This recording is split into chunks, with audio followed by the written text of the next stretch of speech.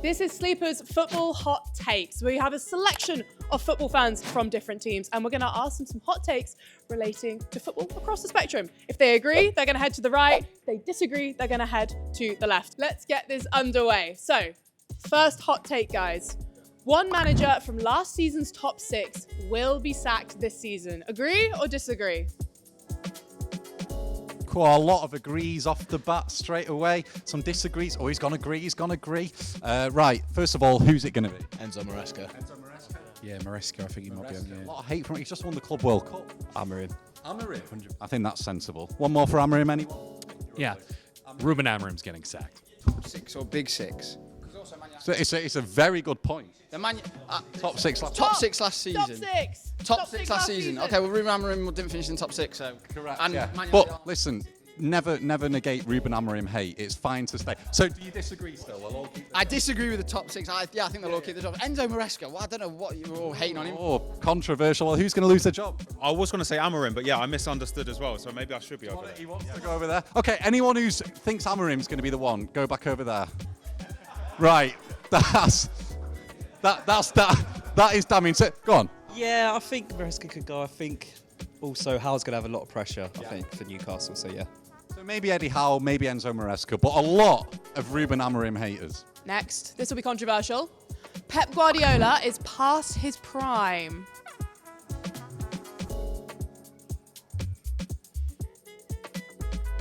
Right. First of all, I'm disgusted with all of yous. Second of all, you're wearing a Manchester City shirt. Come on. We cannot have 2 seasons in a row without a trophy. We haven't yet. Yeah, we might this season. Fingers crossed. That don't mean he's past his prime, though. The season's not played out yet. I agree, but the truth is, this team is afraid to take risks and they hate taking long shots. So until that changes, I'm going to say here. A lot of risk being taken in the transfer market, millions spent, but Pep's past his prime. You're a red. Go on. Is this just bias or? Nah, last season, cracks started to show. You saw the scratches on his head. Yeah, that is true. You know, it's the first time you've seen him fail. And I'm interested to see if he can actually bounce back from that now. Go on. Why has Pep still got it? He's the best manager of all time. Easily put. Nah, he's not the best of all time. Fergie, obviously. Tactically the best of all time. I think this is a typical fan reaction to as soon as someone has a bad season, just... Yeah, but he will bounce back. He's the best ever. So We've seen it before, haven't we? The sample size is big enough. Pep always comes out on top eventually. Yeah, you've literally just said he had one bad season. And you literally just said he's had one bad season, and then you've gone, well, he's washed. I didn't say he was washed. I said the cracks have started to show, and he is at the back end of it now. What do you think? 3 years' time, is he still managing at the top level or playing a bit of golf? Probably golf, I reckon. I reckon he's done it all, isn't he? Why? I think the point of all of this is that I just don't think he could do it any more than he's already done. So what you mean is it's like... It doesn't mean he's a bad manager. No, he's not a bad manager. So what you mean is like the Beatles have released all their albums, they're now at the end of their tenure. They can't always be amazing forever, can they? It can. Go on, give us a bit more, one more word on Pep. I mean, he can't be amazing forever, but he is still amazing. So he's in his prime. Come on. Couldn't agree more. Anyway, it's not about me. Back to the middle, guys. Ooh, some of you will like this. Man United will be relegated this season. Agree or disagree? Agree or disagree? Oh, there's always one. Right, let's go to the elephants in the room. Go on, Man United to go down. Yeah, Man United will get relegated. They are horrendous. I'm really sorry, boys. You are terrible. Ruben Amorim is an absolutely joke of a manager. He's unbelievably bad. He had a win record of 25% last season. You won 7 games at home when he was in charge. Job bad he is. And Man United are as well. I'll give you a chance in a minute. I just want to say, what will it take for Man United to go down? What will it take? Well, the manager, obviously. Yeah. One of the newly promoted sides to do well? Yeah. Well, it takes that, obviously, and I think that is going to happen. I already said earlier, I think some of the teams are going to do well next season. I don't think we're going to see all 3 drop in the way that we have done recently. They've been ruining careers each season, one by one. Sancho, Rashford, Fernandes. Look, if United do get relegated, you'll find me in Las Vegas, but why won't they? Go on. last season Amarin came in, right? And you're going to hate every last bit of this, you are, right? He came in to a job that he didn't want. He said that at the start. He wanted to join at the end of the season. We had to wait.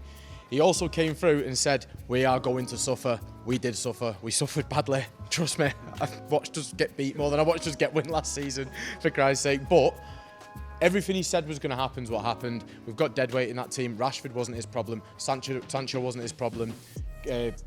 Anthony wasn't his problem. These were all pre-existing issues.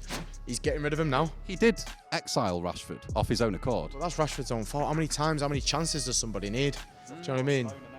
You can lead a horse to water, but you can't make it drink. Go on, another United fan here. I think biggest club in England, there's always going to be the most talk about us. But if you look at it from a statistical point of view, Tottenham finished lower than us. Where's all these shouts of, Spurs are going to finish in a relegation zone next season? United have made, look at our transfer window too. We genuinely had a good transfer window. It can only get better. It can't get worse. I think, sorry Jordan at the back here. I think Spurs had a better season last season than Arsenal did. I genuinely do think that. That final also, by the way, was like watching two under-11s play. It was so bad. Which sums up your state of affairs more than Spurs. United and Tottenham are in the same boat, and I think United are better than Tottenham, and I think they've made a better transfer window as well. Let's get the Arsenal fans' take on this. They had an appalling season last season. There's no doubt about that, and I think they could be flirting with it again. But yeah, I just think the way the league is structured now, the teams coming up just find it so difficult. Exactly. If there's one position that's available, then to go down, then it's not going to be Man United. Cool. Okay, back to the middle, guys. This one's sad. Tottenham were right to sack Big Ange. Agree or disagree? Tottenham were right to sack Big Ange. Oh. You can't go in the middle. I'm not having this. Sorry. Obviously, looking at yourself first, Tottenham fan, were they right to do so? Why? I think it was a tough decision because he won a trophy and it was the first time we won in about 17 years. So, and also a lot of the talk that happened after the game, how the players were still behind him, right? They were still behind him, but they obviously made a big decision to just throw away the league and literally just concentrate on this competition. That said, though, we can't risk having another season like that. And I think because we've sacked him, and I think we've got the best manager we could get at the time, I think it's probably the right decision in the end, hopefully. I mean, Jordan disagrees. It's been a while since you've won a trophy, isn't it? So, yeah. He's your greatest manager since, what was it, Juan de Ramos? Was he the last one? I don't know. But yeah, no, I think Thomas Frank is a very good manager, but I just think he's going to regret that decision very quickly. There we go. Right, back to the middle, guys. Unai Emery is the most underrated manager in the Premier League right now. Agree or disagree? Yeah, this one's for you, Villa fan. Yeah. Agree or disagree? Go on. Hey. I had my eyes on the Villa fan. Come on, Ryan. You agree? I mean, Villa spent so many years in the Championship, never really did anything, stayed up by on the last day, and then since Emery's come in, European football, I think this is the best time for Villa fans in a long time. So I think that on its own is enough to say I agree 100%. In my humble opinion, though, it's Iraola. 100%. And how much money have Villa spent over the years? An awful lot. How much were they paying Coutinho? He's a great manager. I think his ceiling is top 4. I don't think he could ever win a Premier League title. So with Arsenal, he wasn't up to that standard. We see in Spain, he never really is the top. Great in cup competitions, but only really top 4 level. You going Marco Silva? Yeah, I think the direction to go in is the fact that Unai Emery's had European pedigree over the years, and so that in itself makes him a rated manager. So you look at someone who hasn't really done it at European level, which is Marco Silva, who's done wonders with Fulham. I think he's probably the most underrated right now. Perfect. Back to the middle, guys. This is a controversial one. Some Premier League games should be played abroad. Agree or disagree? Agree or disagree? Ooh. Okay. Hey. Always He's one. Still thinking about it. Hey. Okay. I mean, this is where the interest is. So go on. Why do they need to be played abroad? I've been speaking about the Super League all day, actually, and I'm really against the Super League as a whole, and the fact that if we had something like that, it would probably kill English football. But for a momentary period, I think you're not listening to me, you're just looking in the clouds. It's important, I think, to create a little bit of a buzz, something different, not full term. I just think it'd be a nice thing to do. I think it'd be a good thing to do to expand that interest even more than we already have done. And we can probably see some ramifications from that in a positive way. So I think, but not full term. I think it's an experiment we could try. Well, the City fan who's come from New York, Troy, you say no. Yeah, you absolutely can't have it. The cities in America are so far away from each other, and it's like to consolidate such a large group of the fans to see one game, it's going to be really tough. And on top of that, these teams only get to play each other twice. No team's willingly going to give up a home fixture.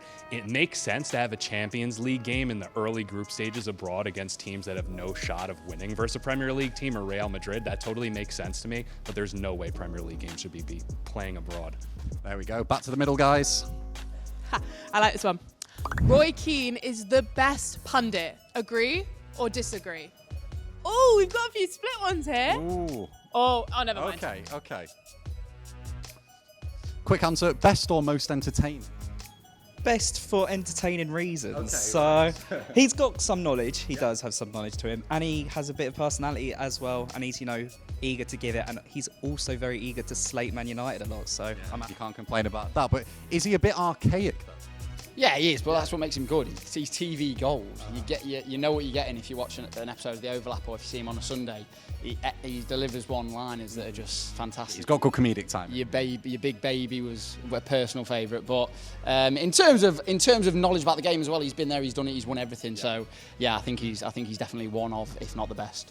Give me the best pundit. They all chat rubbish, man. They all chat rubbish. Not worth it. None of them. I get a different broadcast from you guys in America, so I'm going to have to go Tim Howard. Tim Howard. Carragher and Neville, or if I had to say one, Micah Richards, Ian Wright. I think Carragher and Neville were probably the best, but they're bad, aren't they? I like Neville, me. Oh, Woodsy. Laura Woods. Is that a pundit or a host? Karen Neville. Neville. Alan Shearer. Alan Shearer. Good answer. Okay, back to the middle, guys. Back to the centre, lads. Gareth Bale is the greatest ever British player. Agree or disagree?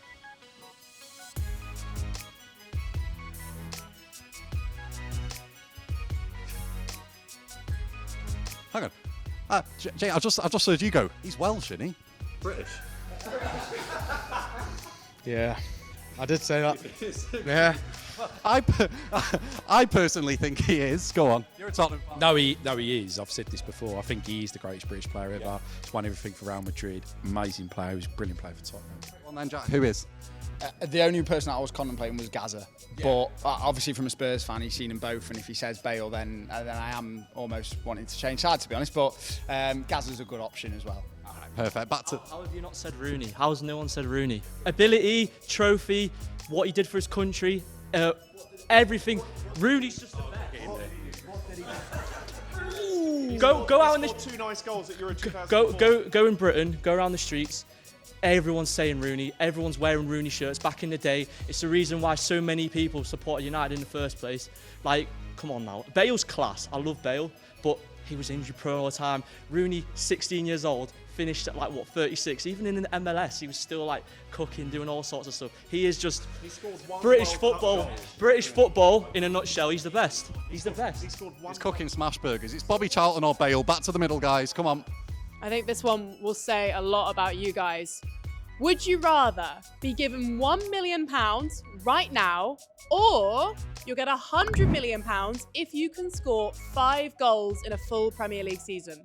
We'll go agree is you can score the 5 goals, disagree is you can't score the 5 goals. You reckon you'd hit 5, yeah? As a target man? Yeah, I mean, with my height, I would score a lot of headers. So, I mean, I'm like a little pit bull here. They wouldn't see me coming, yeah? I'd go under their legs and tap in. It's a tried method. We saw Messi do it. Although, you don't think you're scoring the goals, Troy? Absolutely not. The competition in New York isn't good enough compared to these boys out here in England, that's for sure. You wouldn't? You're past it. Don't matter. Go on, Neil. 2 reasons. I'm joking. Go on. I'm joking, mate. Come on. Well, the first thing is you stole my line. I was literally about to say you stole my line. Yeah. Well, okay, so do you think anyone is capable of doing it? What, in this room? Yeah. Who are you looking at? Yeah, I've seen a few of these lads' videos this season, and there's definitely a few players that could do it. Big lad at the back there, our Arsenal player. All day long. Yeah, just to finally touch on that, you be the set piece coach would love you, wouldn't you? Yeah, man. Peter Crouch all day long. That's me. Yeah, man. Right, okay, back to the middle, guys. And finally, Crystal Palace deserved to be removed from the Europa League. Agree or disagree?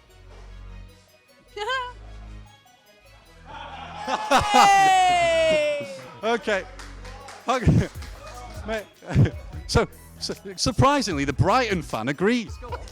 They broke the rules. Simple as that. They broke the rules. Did they though?